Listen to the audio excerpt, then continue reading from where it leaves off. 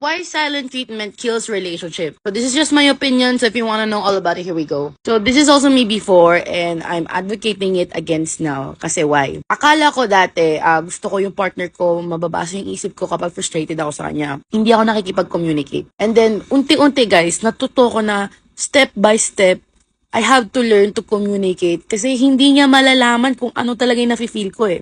And guys, if nasa relationship kayo, dapat malaman nyo na itong partner mo, teammate, okay? Pag tiningnan mo yung partner mo as opponent, that's the way that you will really kill your relationship. And kayo naman guys and girls, kapag nag-communicate yung partner sa inyo na about sa feelings nila, and please wag nyo naman i-take for granted yung mga ganun. Hindi lahat ng tao kaya makipag-communicate. So, kunya i-communicate na partner mo kung ano yung nararamdaman niya effectively and maganda yung details, magbago kayo.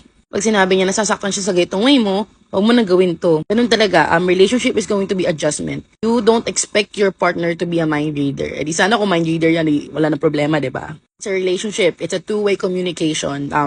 Hindi na tatapos yan sa pag hindi mo magpansin sa kanya and all. You have to learn how to validate your partner as well if they communicate. So I think that's a reason din kaya ang daming ayaw na mag-silent, ang daming gusto mag-silent treatment is they get invalidated. You guys learn how to validate your partner and make sure na if you guys validate it, you follow it with a change action. Kahit na anong sorry nyo yan sa partner nyo, if yung action nyo is hindi nagpo-follow through, wala. So, ayun lang. Just my thoughts.